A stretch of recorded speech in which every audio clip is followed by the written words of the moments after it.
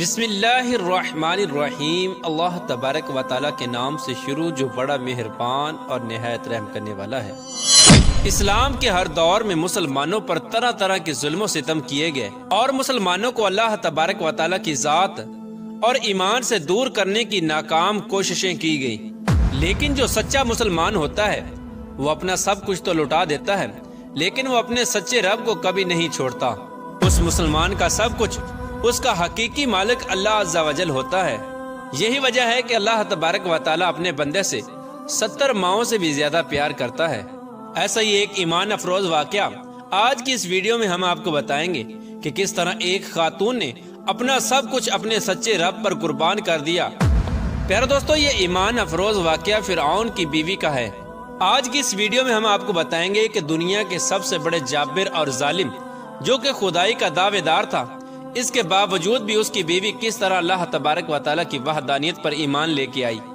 ان کا ایمان لانے کا سبب کیا بنا، اور جب فرعون کو اپنی بیوی کے ایمان لانے کی خبر ملی تو اس بدبخت نے اس نیک خاتون پر کون کون سے ظلم و ستم کے پہاڑ ڈائے، اور فرعون کی بیوی کون تھی اور کس کی اولاد میں سے تھی۔ پیارے دوستو، اس قابل رشک قربانی کے بعد اللہ تبارک و تعالیٰ نے اس نیک خاتون کو کس قدر مقام اور مرتبہ عطا فرمایا تھا۔ پیارے دوستو، فرعون کی بیوی جن کا نام حضرت آسیہ رضی اللہ تعالی عنہا تھا، یہ بادشاہ مصر ریان بن ولید کی اولاد میں سے تھی، اور یہ ریان بن ولید وہی بادشاہ تھا جو حضرت یوسف علیہ السلام کے دور میں بادشاہ مصر تھا، اور یہ خوش نصیب بادشاہ حضرت یوسف علیہ السلام پر ایمان لے آیا تھا۔ فرعون کی بیوی حضرت آسیہ رضی اللہ تعالی عنہا انتہائی حسین و جمیل خاتون تھی، کیونکہ یہ خاتون بادشاہ کی اولاد میں سے تھی، اسی وجہ سے اس کے پاس مال و دولت کی کوئی کمی نہیں تھی۔ اسی وجہ سے ہر وقت خدام ان کے آگے پیچھے رہا کرتے تھے۔ یہ پاک دامن خاتون فرعون کو ناپسند کرتی تھی، لیکن فرعون چونکہ اس وقت مصر کا بادشاہ تھا، اسی وجہ سے فرعون نے اس خوبصورت عورت کی خوبصورتی کو دیکھ کر زبردستی اس سے نکاح کر لیا تھا، جبکہ حضرت آسیہ رضی اللہ تعالی عنہا اور ان کے والدین اس نکاح سے خوش نہیں تھے،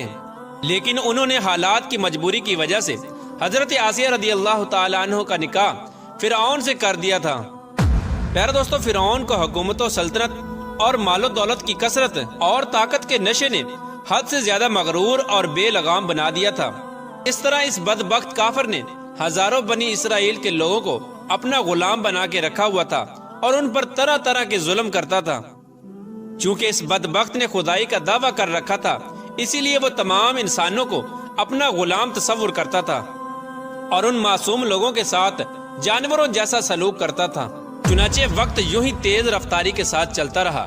سال مہینوں میں اور مہینے ہفتوں میں اور ہفتے دنوں میں تبدیل ہو کر گزرتے چلے گئے، اور پھر وہ وقت بھی آ گیا کہ اللہ تبارک و تعالیٰ کے پیارے نبی حضرت موسیٰ علیہ السلام اور حضرت ہارون علیہ السلام اس دنیا کے اندر تشریف لائے، اور مصر کی سرزمین لا الہ الا اللہ کی صداؤں سے گونج اٹھی۔ اللہ تبارک و تعالیٰ نے حضرت موسیٰ علیہ السلام اور حضرت ہارون علیہ السلام کو فرعون کی طرف اور ان کی قوم کی طرف دعوت حق دینے کے لیے اور ہدایت کی طرف بلانے کے لیے مبعوث فرمایا تھا۔ اللہ تبارک و تعالیٰ کے ان پیغمبروں نے بنی اسرائیل کے لوگوں کو اللہ تبارک و تعالیٰ کی وحدانیت کی طرف بلایا اور لوگوں کو باطل معبودوں کی پوجا کرنے سے منع کیا۔ حضرت موسیٰ علیہ السلام نے فرعون کو طرح طرح کے معجزات دکھائے، لیکن اس کے باوجود بھی یہ لوگ کفر اور سرکشی پر اڑے رہے اور اللہ تبارک و تعالیٰ کی وحدانیت کا مسلسل انکار کرتے رہے۔ اس کے باوجود بھی حضرت موسیٰ علیہ السلام فرعون کو اور بنی اسرائیل کے بدبخت لوگوں کو دعوت حق دیتے رہے۔ جب فرعون حضرت موسیٰ علیہ السلام کی اس تبلیغ سے تنگ آ گیا تو فرعون نے یہ خیال کیا کہ کیوں نہ موسیٰ علیہ السلام کو لوگوں کے سامنے جھوٹا ثابت کیا جائے۔ چنانچہ فرعون نے حضرت موسیٰ علیہ السلام کو جھوٹا ثابت کرنے کے لیے ایک خاص دن مقرر کیا، جس دن مصر کے اندر بہت بڑا میلہ لگتا تھا اور جس میلے کے اندر کثیر تعداد میں لوگ جمع ہوتے تھے۔ چنانچہ فرعون نے مصر کے تمام بڑے بڑے جادوگروں کو بلایا اور حضرت موسیٰ علیہ السلام کو جھوٹا ثابت کرنے کا کہا۔ چنانچہ جب وہ میلے کا دن آیا تو ایک وسیع و عریض میدان سجایا گیا، اور ادھر فرعون اپنی فرعونیت کے نشے میں مخمور ہو کر اپنے عالی شان تخت پر جا بیٹھا، اور سلطنت کے کونے کونے سے بلائے گئے बड़े बड़े जादूगर भी जमा हो चुके थे और इस तरह हजारों अफराद का मजमा भी जमा हो चुका था और ये हक और बातिल का अजीम तरीन मार्का था जिसको देखने के लिए बेशुमार लोग जमा हुए थे। और इधर अल्लाह तबारक व तआला के सच्चे नबी हजरत मूसा अलैहिस्सलाम और हजरत हारून अलैहिस्सलाम भी तशरीफ ला चुके थे और हजरत मूसा अलैहिस्सलाम के चेहरे अनवर पर जाहो जलाल नजर आ रहा था। चुनाचे इस अजीम मार्के का आगाज हुआ और जादूगरों ने फिरऔन की इज्जत की कसम खाकर अपने जादू की लाठियां और रस्सियां फेंकनी शुरू कर दी। तो वो लाठियां और रस्सियां एकदम से सांप बनकर पूरे मैदान के अंदर दौड़ने लगी। इन सांपों को देखकर पूरे मजमे के अंदर खौफ और हिरास फैल गया और तमाम लोग बदहवास होकर इधर उधर भागने लगे। इधर फिरऔन और उसके जादूगर अपने नशे में बदमस्त होकर तालियां बजाने लगे और इस मंजर को देखकर खुश होने लगे। और उधर अल्लाह तबारक व तआला ने अपने प्यारे पैगंबर हजरत मूसा अलैहिस्सलाम को अपना असा मुबारक फेंकने का हुक्म दिया। तो उस वक्त हजरत मूसा अलैहिस्सलाम ने अल्लाह तबारक व तआला के हुक्म की तकमील करते हुए अपने असा मुबारक को उन सांपों के हजूम में डाल दिया। चुनाचे देखते ही देखते हजरत मूसा अलैहिस्सलाम का वो असा एक खौफनाक और हैबतनाक अजदहा बनकर नमूदार हुआ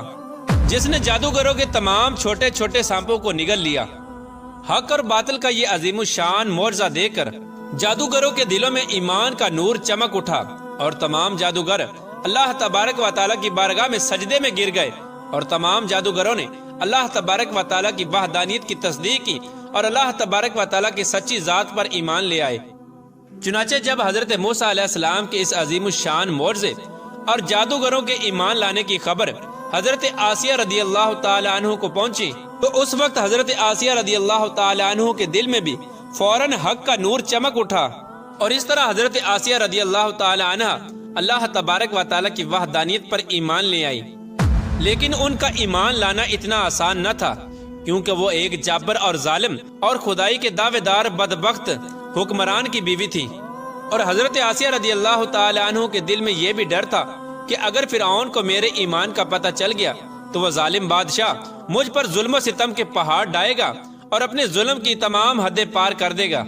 लेकिन इसके बावजूद भी हजरत आसिया रदी अल्लाह तआला अन्हु ने अपना सब कुछ अल्लाह तबारक व तआला की जात पर छोड़ दिया और अल्लाह तबारक व तआला की वहदानियत पर ईमान ले आई। इब्तिदा में हजरत आसिया रदी अल्लाह तआला अन्हु ने अपने ईमान को किसी पर जाहिर न किया। कुछ अरसा यूं ही गुजरता रहा और फिर एक दिन ऐसा अजीबो गरीब वाक़या पेश आया जिस वाक़े के बाद हजरत आसिया रदी अल्लाह तआला अन्हु के दिल में फिरऔन के लिए मजीद गजब की आग भड़क उठी और हजरत आसिया रदी अल्लाह तआला अन्हा फिरऔन से मजीद नफरत करने लगी और फिरऔन के मुसलमानों पर किए जाने वाले जुल्म सितम हजरत आसिया रदी अल्लाह तआला अन्हु के लिए नाकाबिले बर्दाश्त थे। चुनाचे वो इबरतनाक वाक़या कुछ यूं पेश आया कि फिरऔन की बेटी के एक खादमा थी जो फिरऔन की बेटी के सर में कंघी किया करती थी। एक दिन उस खादमा के हाथ से कंघी गिर गई तो उस खादमा ने बिस्मिल्लाह पढ़कर उस कंघी को उठा लिया। उस वक्त फिरऔन की बेटी ने इन कालिमात को सुन लिया और फिरऔन से जाकर उस खादमा की शिकायत कर दी कि वो खादमा आपके अलावा किसी और को खुदा मानती है और आपके अलावा किसी और की इबादत करती है। ये बात सुनकर फिरऔन लाल पीला हो गया और उसने गजबनाक होकर उस खादमा को अपने दरबार में बुलाया और उस खादमा के ईमान लाने की हकीकत दरियाफ्त की कि आखिरकार वो किसको खुदा मानती है। और फिरऔन उससे कहने लगा, क्या तू मेरे अलावा किसी और को खुदा मानती है? तो उस वक्त उस खादमा ने फौरन जवाब दिया कि हाँ, मेरा और तेरा रब अल्लाह अज़्ज़ा वजल है, वही वाहदहु ला शरीक है और उसके अलावा उसका कोई शरीक नहीं। चुनाचे खादमा की ये बात सुनकर फिरऔन उस पर मजीद गजबनाक हो गया। चुनाचे फिरऔन ने उस खादमा को और उनके मासूम बच्चों को खौलते हुए तेल में डाल दिया और उनको शहीद कर दिया। ये खौफनाक और दिल खराश मंजर उस वक्त फिरऔन की बीवी भी देख रही थी। इसी दौरान अल्लाह तबारक व तआला की कुदरत की जलवा गरी हुई और अल्लाह तबारक व तआला ने हजरत आसिया रदी अल्लाह तआला अन्हु की आंखों से गैब के पर्दे उठा दिए थे और फिरऔन की बीवी की बसीरत को रोशन फरमा दिया था। और फिरऔन की बीवी ने यह मंजर भी देखा कि फरिश्ते उस खादमा की रूह को लेकर आसमान की तरफ जा रहे हैं। इस तरह फरिश्तों को देखने के बाद फिरऔन की बीवी का ईमान मजीद मजबूत हो गया और वो मजीद अल्लाह तबारक व तआला की वहदानियत का यकीन करने लगी और हजरत मूसा अलैहिस्सलाम की सदाकत اور حقانیت بھی واضح ہو گئی۔ اس خوفناک منظر کو دیکھنے کے بعد فرعون کی بیوی سوچ میں پڑ گئی اور سوچنے لگی کہ میں مسلمان ہونے کے باوجود بھی مسلمانوں پر ہونے والے ان تمام تر ظلم و ستم کو کس طرح برداشت کر سکتی ہوں۔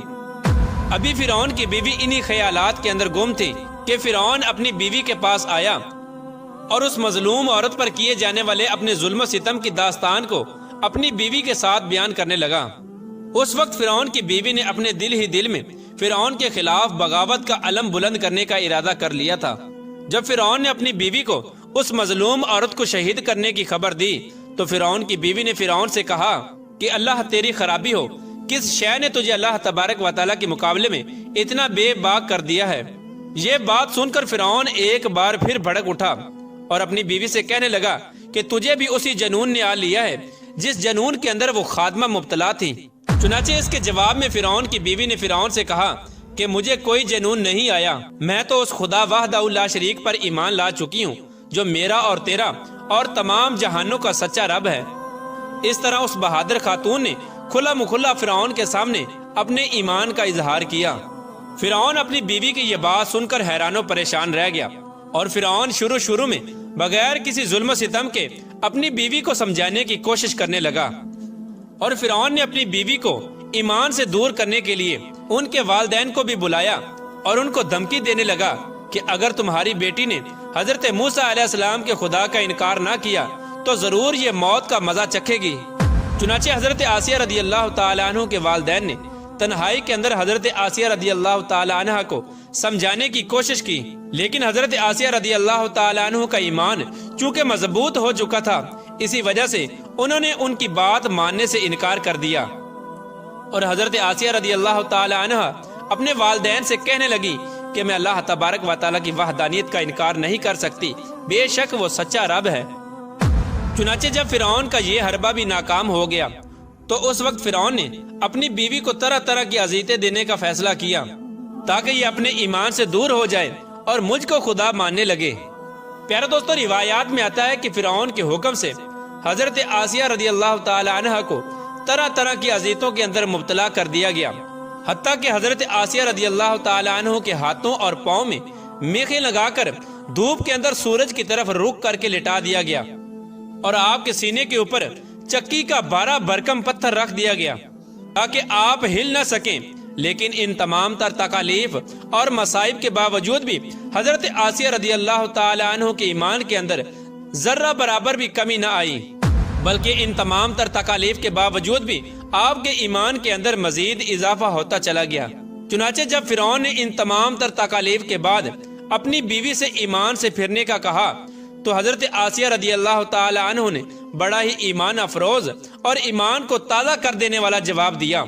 جس سے فرعون کا گھمنڈ خاک میں مل گیا، اور فرعون حضرت آسیہ رضی اللہ تعالی عنہ کے ایمان اور ہمت کے آگے گھٹنے ٹیکنے پر مجبور ہو گیا۔ چنانچہ حضرت آسیہ رضی اللہ تعالی عنہ نے ارشاد فرمایا، اے دشمن خدا اور ظالم انسان، تو میرے وجود پر تو قادر ہو سکتا ہے، لیکن میرا دل اللہ تبارک و تعالیٰ کی پناہ میں ہے۔ اگر تو میرے جسم کے ہر حصے کو بھی کاٹ دے تب بھی میرا عشق اور ایمان اللہ تبارک و تعالیٰ کی بارگاہ میں بڑھتا چلا جائے گا۔ اسی دوران جب حضرت آسیہ رضی اللہ تعالی عنہ پر ظلم و ستم کے پہاڑ گرائے جا رہے تھے، حضرت موسیٰ علیہ السلام وہاں سے گزرے تو حضرت موسیٰ علیہ السلام سے حضرت آسیہ رضی اللہ تعالی عنہ نے پوچھا، کیا میرا رب مجھ سے راضی ہے؟ تو حضرت موسیٰ علیہ السلام نے ارشاد فرمایا، اے آسیہ رضی اللہ تعالی عنہ،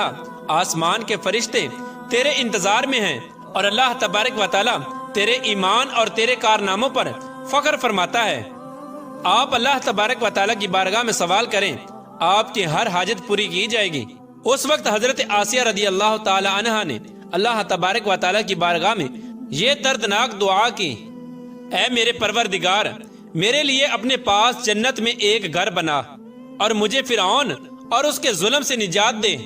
اور مجھے ان ظالموں سے نجات بخش۔ ادھر جب فرعون نے حضرت آسیہ رضی اللہ تعالی عنہ کو ایمان سے دور کرنے کی تمام تر کوششیں کر لیں اور ہر کوشش کے اندر ناکامی کا سامنا کرنا پڑا، تو اس وقت فرعون نے حضرت آسیہ رضی اللہ تعالی عنہ کو شہید کرنے کا فیصلہ کر لیا، اور آخری حربے کے طور پر فرعون نے اپنے کارندوں سے کہا کہ ایک بہت بڑی چٹان لے کر آؤ، اگر یہ چٹان دے کر اپنے ایمان پر قائم رہتی ہے تو یہ چٹان اس پر گرا دینا، اور اگر یہ ایمان سے پھر جاتی ہے تو پھر یہ میری بیوی ہے۔ پیارے دوستو، اس خوفناک منظر کے وقت جہاں ایک طرف زندگی ہے اور دوسری طرف موت کھڑی ہے، تو اس وقت حضرت آسیہ رضی اللہ تعالی عنہا نے آسمان کی طرف نگاہ اٹھا کر دیکھی تو جنت کے اندر اپنا سفید موتیوں والا محل نظر آیا، جس سے آپ کا ایمان مزید بڑھ گیا، اور اسی حالت میں آپ کی روح پرواز کر جاتی ہے، اور اس کے بعد آپ رضی اللہ تعالی عنہ کے جسم مبارک پر وہ چٹان گرا دی جاتی ہے، اور وہ چٹان ایسے بدن پر گرتی ہے جس میں روح نہیں ہوتی۔ اس دردناک واقعے کے دوران جب فرعون اپنی بیوی پر طرح طرح کے ظلم کر رہا تھا، اس وقت اللہ تبارک و تعالی نے اپنے فرشتوں کو حضرت آسیہ رضی اللہ تعالی عنہ پر مقرر کر دیا تھا، اور وہ فرشتے حضرت آسیہ رضی اللہ تعالی عنہ پر سایہ کیے ہوئے تھے، اور ان کو جنت کے اندر اپنا مقام دکھا دیا تھا، جس کی وجہ سے حضرت آسیہ رضی اللہ تعالی عنہ کا ایمان مزید مضبوط ہو گیا، اور فرعون کی تمام مصیبتوں کو آپ بھول گئی۔ اس طرح حضرت آسیہ رضی اللہ تعالی عنہ نے دنیا کی تمام تر تکالیف اور مصیبتوں کو برداشت کیا، لیکن اللہ تبارک و تعالی کی وحدانیت کو نہیں چھوڑا، اور پھر اللہ تبارک و تعالی نے حضرت آسیہ رضی اللہ تعالی عنہ کو وہ مقام عطا فرمایا جو مقام آج تک کسی کو نہیں ملا۔ حضرت آسیہ رضی اللہ تعالی عنہ جب جنت میں جائیں گی تو اللہ تبارک و تعالی ان کو یہ نعمت عطا فرمائے گا